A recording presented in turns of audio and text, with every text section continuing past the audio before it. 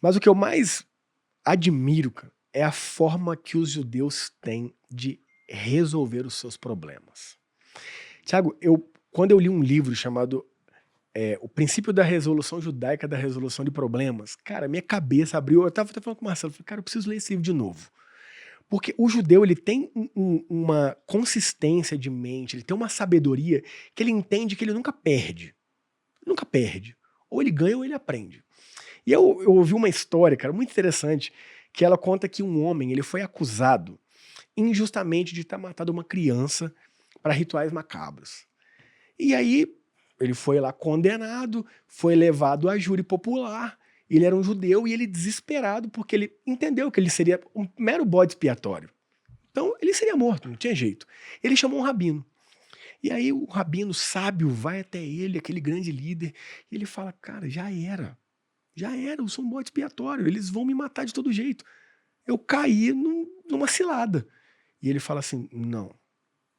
Continue crendo que Deus te dará uma saída. E a busque de todas as maneiras." E ali o rabino vai embora e fica: "Tá, e o que eu vou fazer?" Chega lá o dia do julgamento, o rei, diante de todas as pessoas, fala o seguinte: "Ó, como você é um homem judeu, crê em Deus, eu vou deixar então para a justiça divina resolver o seu problema. Aqui eu vou escrever 2 bilhetes, inocente e culpado. E você vai escolher. E o que você escolher será a sua sentença." E ele falou: "Já era. Eu sei o que ele vai fazer. Ele vai escrever culpado nos 2 bilhetes. Ou seja, eu teria, pela lógica honesta, 50%, mas não, eu vou ter zero." Ele naquele desespero, ele fala: "Não, Deus, me dá sabedoria, me dá sabedoria." E vem os 2 bilhetes. E ali, Thiago, o que ele faz? O que ele faz, Caio? O que ele faz, Lucas? O que ele faz, Bira? Ele pega um bilhete e come. Engole o bilhete. Eu tô falando: "Mas o que você fez? Como é que a gente vai saber agora qual a sua sentença?" Ele fala: "Abram o outro. E o que tiver escrito no outro, a minha sentença é a oposta." Eles abrem o outro, culpado. Então ele engoliu o quê? O outro Teoricamente o culpado. inocente. Mas ele engoliu o outro culpado. Ou seja, a perspectiva de resolução de problema parecia zero, dentro de uma mentalidade que diz: não tem jeito. E eu admiro isso demais nos judeus, porque são quantos mil anos de história vivendo problemas e mais problemas e resolvendo. E resolvendo, porque eles estão aqui até hoje, é o que o Bira falou. Império Romano acabou. Quanto que a gente aprendeu de gigantismo romano? Acabou. Os babilônicos, os sumérios, os gregos, todos sumiram. Os romanos, os judeus estão aí, resolvendo seus conflitos. Então, a filosofia judaica de resolução de problema, Thiago, pra mim é o que eu mais admiro. Eu Demais, acho que demais, uma das demais. coisas mais ricas no conceito, tipo assim, eles estão se aperfeiçoando, mas pra galera entender é que, tipo assim, as coisas são passadas adiante, né? Por exemplo, meus pais, eles não sentaram comigo e explicaram a minha origem ou explicaram o que minha família fez. Não, eu nem sei direito o que meus avós foram, tipo, de profissão e tudo mais. Mas já na cultura judaica tem uma coisa de Tem. ensinar toda a sua origem, a sua árvore. O cara sabe o que o bisavô dele foi ou fez e tem tudo isso, Muito né? importante, muito importante. E as festas? Quando a gente fala das festas judaicas, elas têm alguns sentidos, mas eu destacaria dois, que são extremamente importantes. Primeiro, elas são festas agrícolas. Todas as festas judaicas têm a ver com a produção do campo. Porque nós estamos falando de uma época que a alimentação vinha do campo. Aham. Então, elas são agrícolas. E segundo, elas são para passar a tradição. Por exemplo, na festa do Pêssar. Na festa do Pêssar eu reúno minha família, que são meus filhos, minhas noras, meus netos, algum convidado, e alguém, antes de comer a comida do Pêssar, vai lembrar e contar a história do Pêssar. Vai lembrar de onde viemos, o que se passou, etc, etc. E as crianças vão ouvir.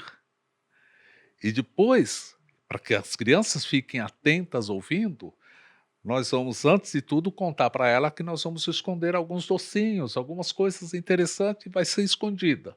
E aquelas que ficarem e prestar atenção, depois vão poder procurar e achar aquelas coisas escondidas que vamos deixar para ela. Então as crianças são pegas pela sua infantilidade, que são crianças, mas elas são pegas pela audição que ela vai ouvir. Quando ela tem 3 anos, 5 anos, 7 anos, 10 anos, 15 anos, ela está ouvindo.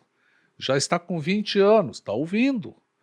E ela vai passar aquilo. Então, As festas têm essa função também. Cara, eu fico pensando, né? Se você investir R$ 300 por mês durante 10 anos, você vai ter mais ou menos R$ 69 mil.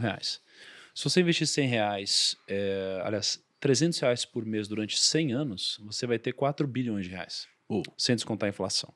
Qual que é o problema disso? O problema é que, cara, Difícil, né, chegar vai a ser 100 anos, difícil né? você começar a investir com 0 anos de idade e viver até os 100 anos e ainda poder desfrutar disso. Então, qual que é a única forma de você poder desfrutar de um investimento de 100 anos? Através do seu legado, ou seja, alguém sacrificar para que seu filho, seu neto, seu bisneto, ele possa colher algo que você não colheu. Mas qual que é a lógica disso? Alguém vai precisar se sacrificar na sua família. Porque muitas vezes você saiu do zero. Sim. Seus pais não conseguiram te fazer sair de um patamar financeiro mais elevado, por exemplo, né? E aí, se você fizer a mesma coisa, o seu filho vai passar pela mesma coisa e assim por diante. E você não tem essa passagem de bastão. Você pode passar outras coisas, Sim. mas, por exemplo, o patrimônio, nesse caso, você não vai passar, né? E aí, eu comecei a pensar muito, então, sobre essa lógica de investimento familiar, que é tão poderosa. Cara, se uma geração se sacrificar e junto desse sacrifício você entregar patrimônio, princípios e educação financeira, cara, você nunca mais vai sair do zero. Isso é verdade. Só que qual que é o ponto aqui? O ponto existe uma prioridade bíblica para nós cristãos, tá? E durante muito tempo eu inverti essa prioridade. Eu não segui essa lógica de prioridade, né? A lógica bíblica, ela é clara. É Deus acima de tudo. Sim. Então você vai amar Deus acima de tudo.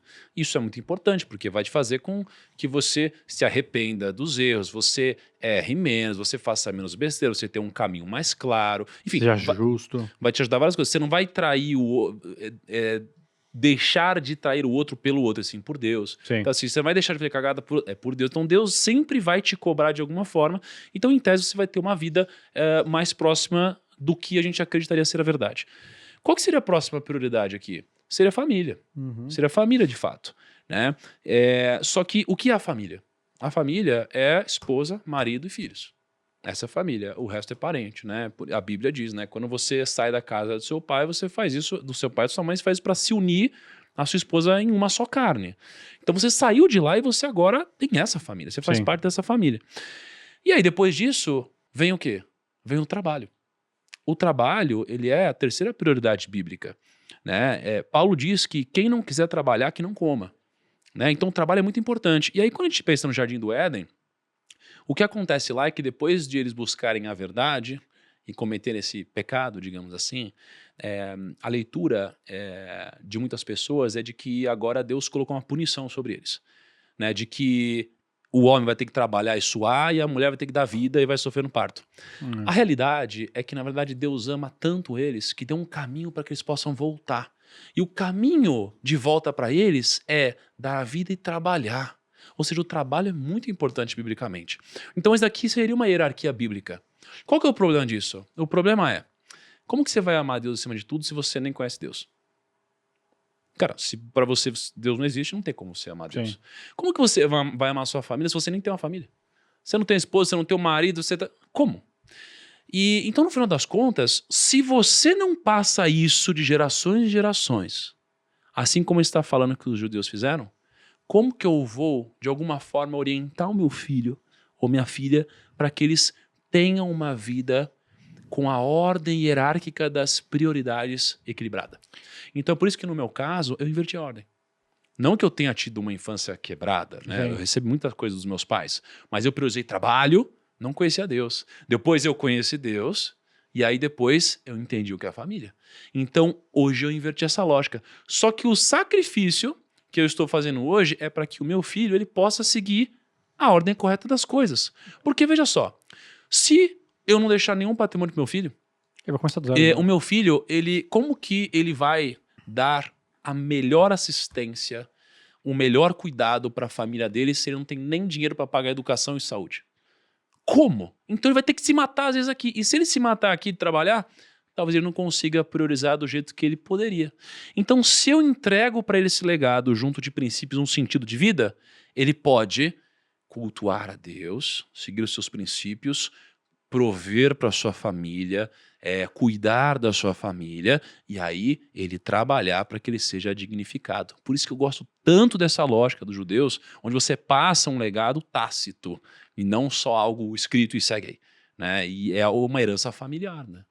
Sim, corretíssimo. Faz sentido isso, Bira? Totalmente. Você desenhou o que podemos chamar de filosofia judaica. Uau.